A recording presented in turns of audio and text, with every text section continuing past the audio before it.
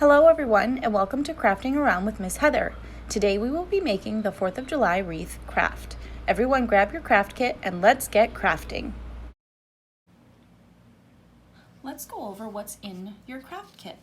You should have the outside rim of a paper plate with a hole punched in it, a piece of string, a paper clipping of several red and blue large stars, paper clipped together several white stars, and then several of these blue and red smaller stars.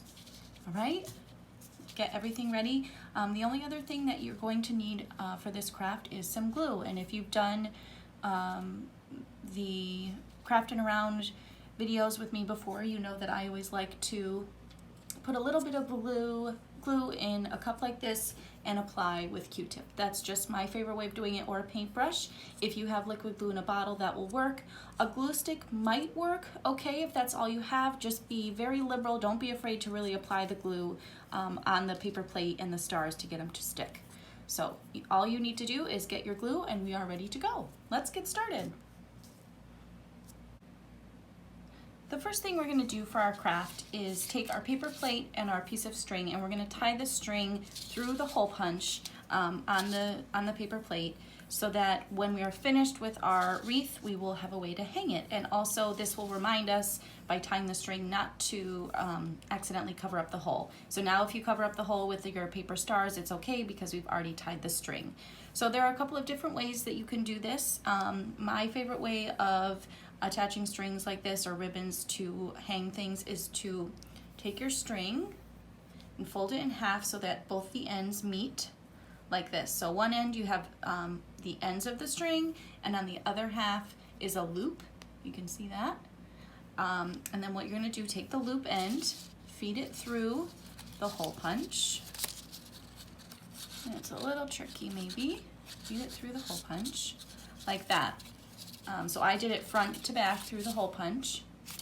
And then what you do is put your finger through the loop like that, take the end of your string that has the two ends together, both of them together, fish it through, thread it through the loop, and pull up, and now you've created a little knot like that.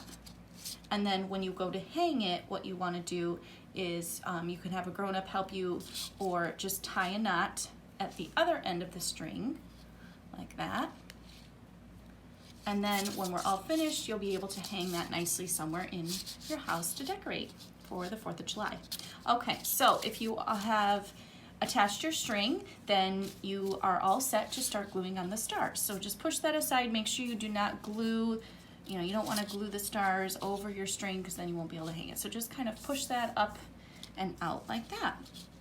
All right, so how I'm going to start gluing is I'm going to take these big stars, red and blue, and put them around. And really, this craft is really great because you can make it your own. Like I do say with every craft that I do, every Crafting Around project, we're not looking for perfection. This is supposed to be your own creation, so have fun with it, make it look your own. It does not have to look the way that mine looks. So let's get started. So take your star and your glue, and I'm going to put glue on both the star like that, and I'm going to put it, let's see, I'll put my first one here on the paper plate like that.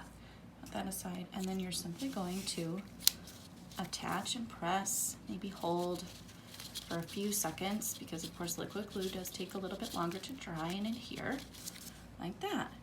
And then as you go along, I will remind you several times, but just remember to be gentle because your stars might not be fully glued on for a little bit.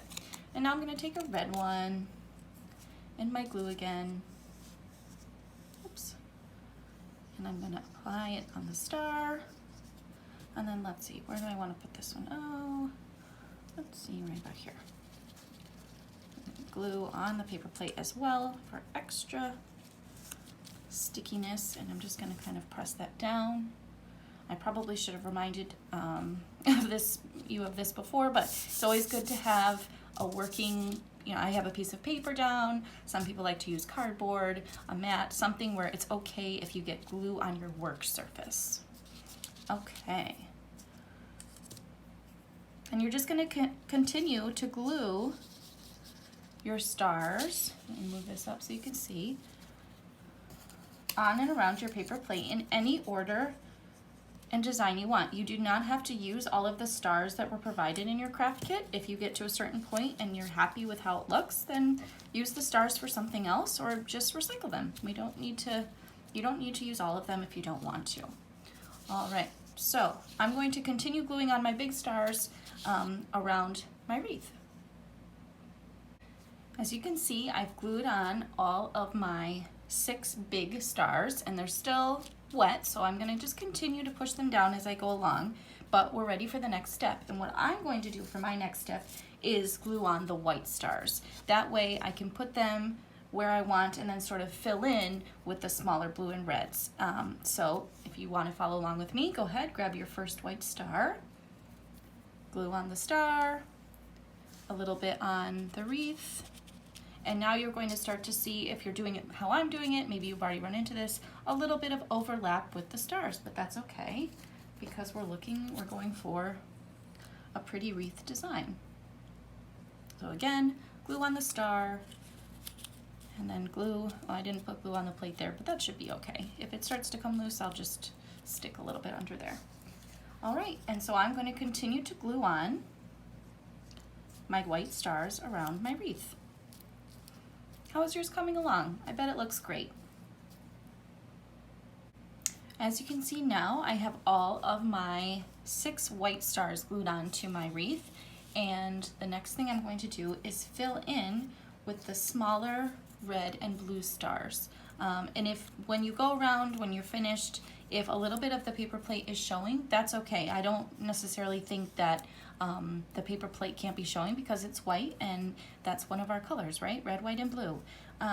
So I'm gonna start with a red star. I'm going to take my glue, just like I've been doing, like that. And let's see, oh, that looks like a good spot right there. Push down, and now we're gonna have lots of overlaps, which is fine. That's how it looks really nice. Push that down. And if I happen to see any other ones popping up, I'm gonna keep pressing so I know that that glue is really taking and sticking. All right, now I'm gonna take this blue one. Let's see. Put it maybe right there. Yeah, that looks good. Okay. And so I'm just gonna go around and I'm gonna try and use up as many of the stars as I can because I think the more the better. But if you have reached a spot where you're happy, then you may stop, let your design dry. And just try to find another use for those other stars that you have left. I'm sure you can put them to good use.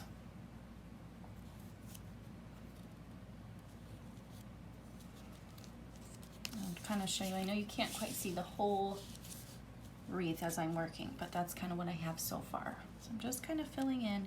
And as you can see, my paper plate is showing a little bit in places, but I'm totally fine with that. We're not going for perfection, we're going for fun and creativity here. Okay, so I'm going to finish gluing on my little stars. All right, as you can see, I have glued on all of my little stars. So now I have officially attached all of the stars that were in the craft kit to my paper plate. And now the most important thing about the craft, and like any other crafts with glue or paint, you want to let it completely dry before you go find a special place for it. So put your craft aside, let it dry. If you've reached a point where you're happy with it, I'm sure it looks beautiful, and let it dry completely before you find that special home for your wreath.